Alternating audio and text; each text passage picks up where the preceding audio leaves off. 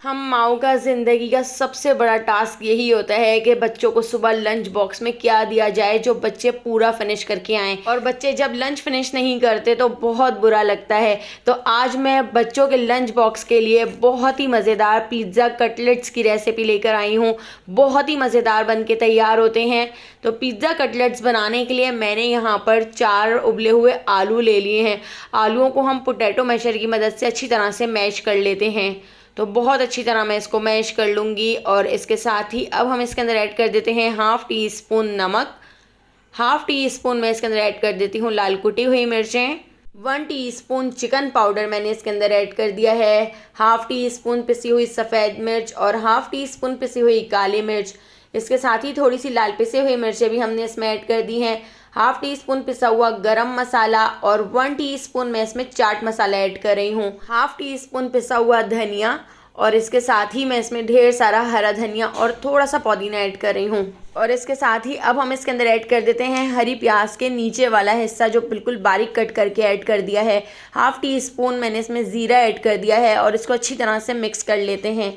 तो चमचे से तो बहुत अच्छी तरह मिक्स नहीं हो सकेगा, तो मैं इसको हाथ से बहुत अच्छी तरह से मिक्स कर लूँगी ताकि इसके अंदर आलू की जितनी भी गुठलियाँ हों वो ख़त्म हो जाएं। तो इस तरह से हमने इसको बहुत अच्छी तरह से मिक्स कर लिया है। तो यहाँ पे हमारा आलू का मिक्सचर बनकर तैयार हो चुका है। इसको ढककर हम साइड पे रख देते हैं। अब इसकी फिलिंग के लिए हम बहुत ही मज़ेदार पिज़्ज़ा फिलिंग बना के तैयार कर लेते हैं जो बहुत ही मज़ेदार बनती है। तो उसके लिए एक फ्राई पैन के अंदर 2 टेबल स्पून ऑयल को गर्म कर लिया है। इसके अंदर मैं ऐड कर देती हूँ 4 से 5 बारीक कटी हुई हरी मिर्चें और आधा बंच मैंने यहाँ पर लहसुन का ले लिया है। तो लहसुन को भी बारीक कट करके हमने इसके अंदर ऐड कर दिया है और इन दोनों चीज़ों को हल्का सा गोल्डन होने तक फ्राई कर लेते हैं।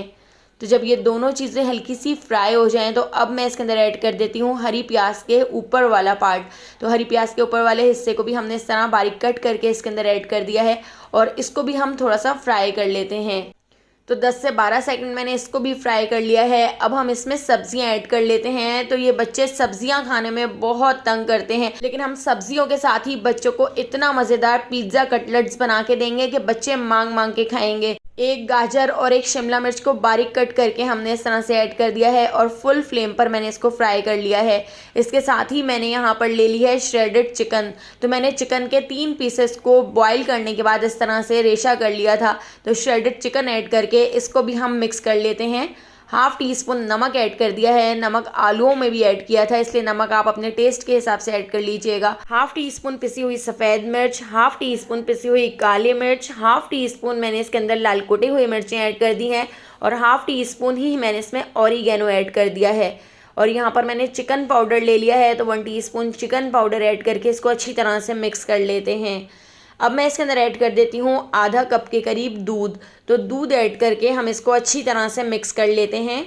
और इसके साथ ही मैंने यहाँ पर ले लिया है मोज़रेला चीज़। तो चीज़ भी हम इसके अंदर ऐड कर लेंगे। चीज़ आप अपनी मर्ज़ी से कम या ज़्यादा ऐड कर सकते हैं। इस फिलिंग का जो फ्लेवर है वो बिल्कुल पिज़्ज़ा वाला आता है और इतनी मज़ेदार फिलिंग बन के तैयार होती है कि आप इन पिज़्ज़ा कटलेट्स को बार बार बनाना पसंद करेंगे। इसके साथ ही हरी प्याज के नीचे वाले हिस्से को हमने इस तरह से कट करके इसके अंदर ऐड कर दिया है और इसको अच्छी तरह से मिक्स कर लेते हैं। तो यहाँ पे हमारी बहुत ही मज़ेदार फिलिंग भी बनकर तैयार हो चुकी है और हमारा आलू का मिक्सचर भी तैयार हो चुका है। एक अंडे को मैं अच्छी तरह से बीट कर लेती हूँ और दूसरी प्लेट में मैंने ब्रेड क्रम्स ले ली हैं। इसके अंदर बारीक कटा हुआ हरा धनिया ऐड करके इसको अच्छी तरह से मिक्स कर लेते हैं। इससे कबाब ऊपर से दिखने में बहुत ही अच्छे लगेंगे। अब यहाँ पर हमने आलू का थोड़ा सा मिक्सचर ले लिया है और इसको हम इस तरह से थोड़ा सा फ्लैट कर लेते हैं। अब जो हमने पिज़्ज़ा वाली बहुत ही मज़ेदार सी फिलिंग बना के तैयार की थी, तो हम इस फिलिंग को इसके ऊपर रख देते हैं। तो 1 टेबल स्पून भर के मैं इस तरह से इस फिलिंग को इसके ऊपर रख देती हूँ।